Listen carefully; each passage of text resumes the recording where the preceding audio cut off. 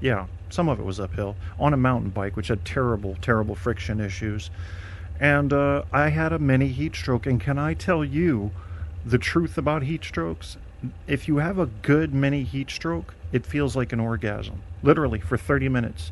The way you'll know it is it'll be 105 degrees out or whatever, and you'll get goose pimples, like you're really cold, and you won't know what's going on. Then the brain does the thing with the dopamine. Oh, my motherfucking God. That must be what heroin feels like. It just must be.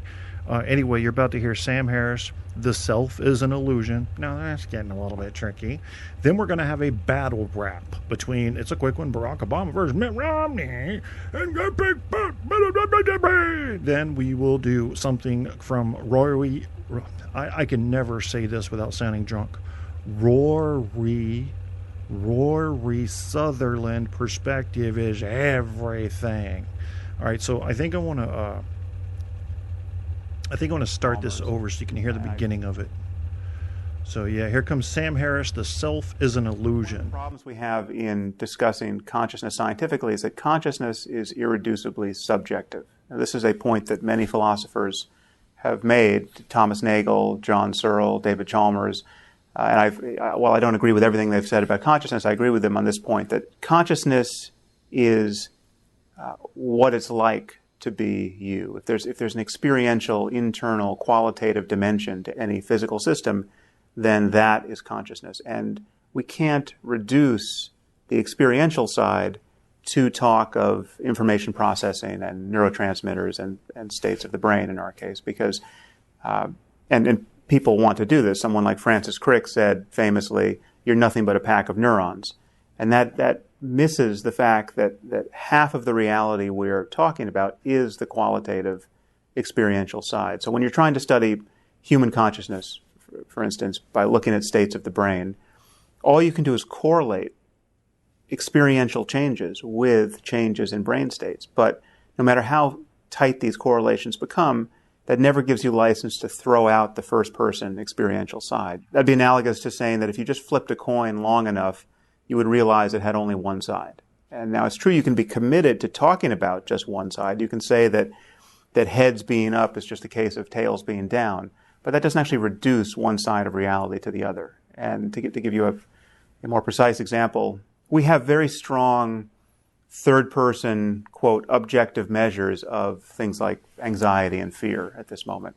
You bring someone into the lab, they say they're feeling fear, you can scan their brains with fMRI and see that their amygdala response is heightened. You can measure the sweat on their palms and see that there's an increased galvanic skin response. You can check their blood cortisol and see that it's spiking. So these now are considered objective third-person measures of fear. But if half the people came into the lab tomorrow and said they were feeling fear and showed none of these signs, and they said they were completely calm when their cortisol spiked and when their palms started to sweat, these objective measures would no longer be reliable measures of fear. So the cash value of a change in physiology is still a change in the first-person conscious side of things, and we're inevitably going to rely on people's subjective reports to understand whether our correlations are accurate. So the hope that we are going to talk about consciousness shorn of any kind of qualitative, internal, experiential language, I think is a false one. So we have to understand both sides of it, subjective, classically subjective and objective. I'm not arguing that consciousness is a reality beyond science. Now, I have to pause just for a minute because Colin logged off and logged back on. And even though we're talking about the reality of consciousness, I think it's time for just a little bit of, because, oh, there we go. Now, say my name. Come on. Oh, there it is. What was that? Why is this why do you have a hoe under the bed sheet? I don't need that. Here, give me that pickaxe real quick. There we go. Can I have that lantern? That's not a lantern. What is it? A clit stimulator? I don't understand. See what we can do with this. Yep. You still there? That's what I thought. Hold on. Hold on.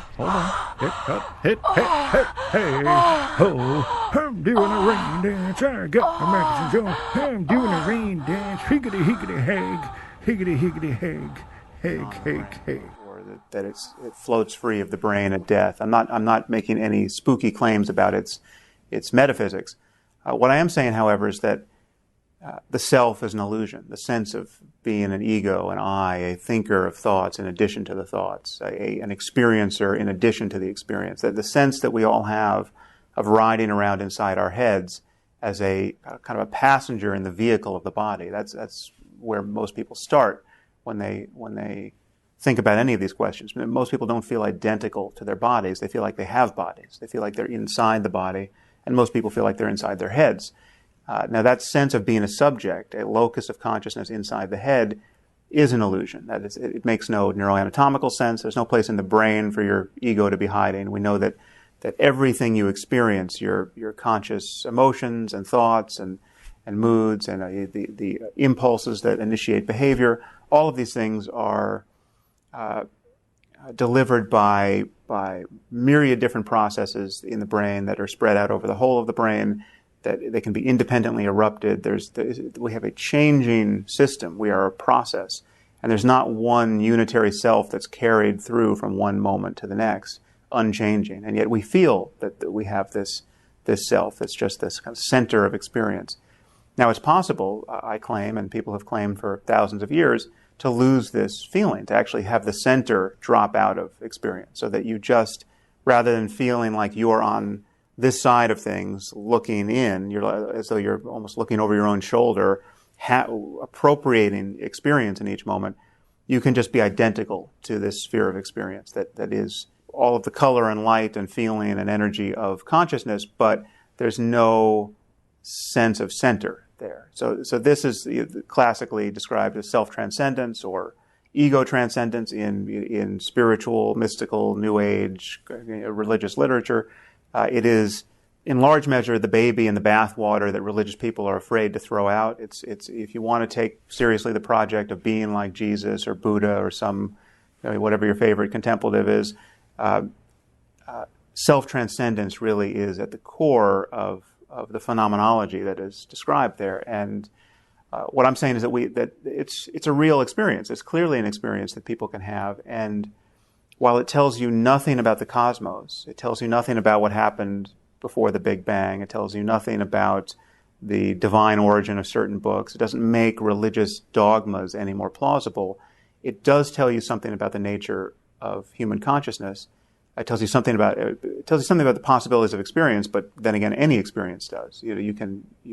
There's just people have. I'm sorry, Sam Harris is very bright, but it's boring me. So we're going to the next thing. With religion is that they extract.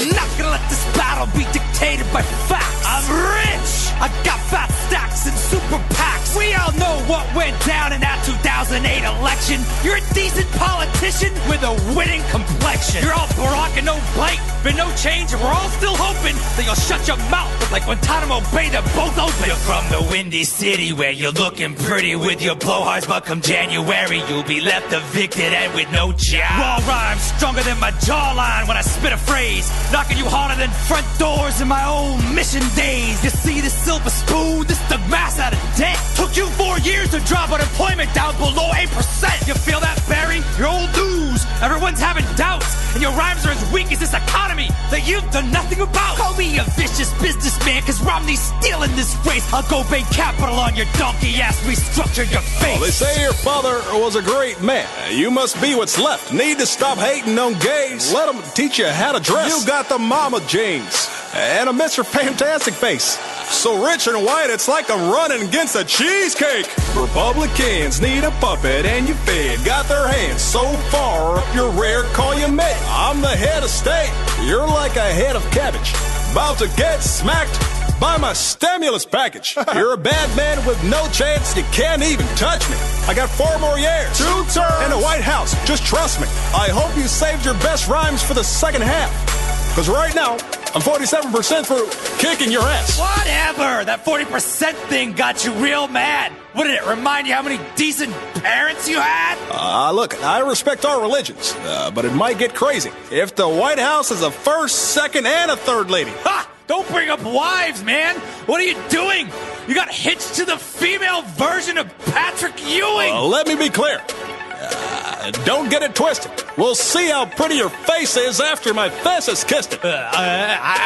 You're a stuttering communist. Oh, yeah? Well, you're stupid. You're stupid. Nuh-uh. I am the power invested in me by the giant Bonesburg. The president shall not be the shiniest of two turds. You, I want to like you. Don't talk about change to do it. I fuck what was on my brain until I put it where it's going. And you, Moneybag, you're pancake, you flip-flopping it. It's a country, not a company. You can play like Monopoly. I'll properly reach across the aisle and bitch smack you as equals. I'm the people, by the people, for the people.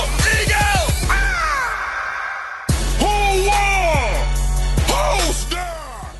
See, that's just messed up right there.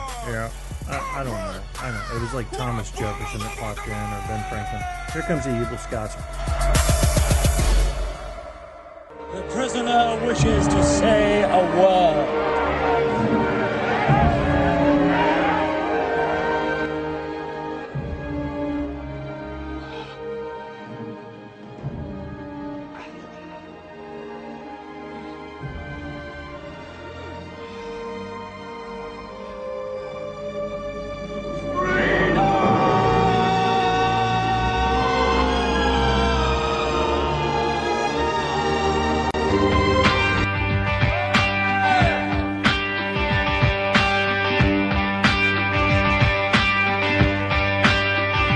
If you're looking for trouble, you're in the right place.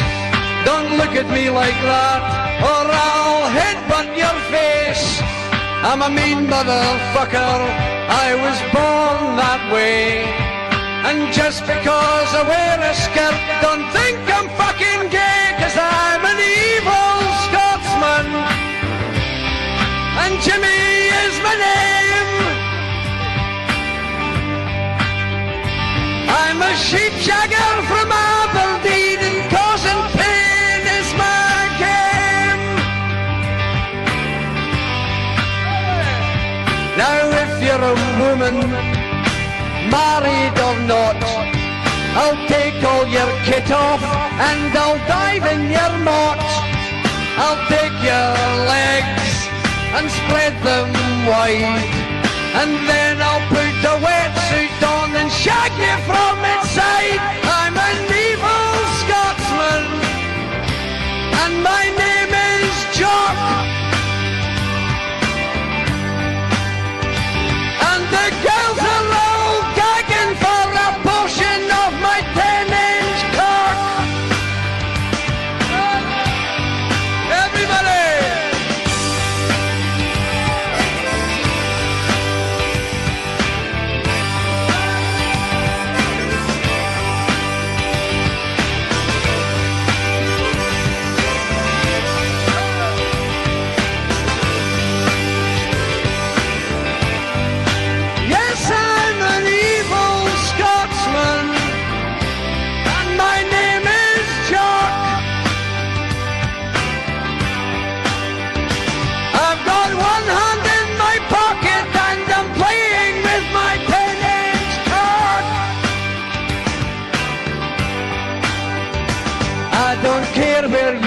From, if you're big or you're small, I fought the best and I've beat them all.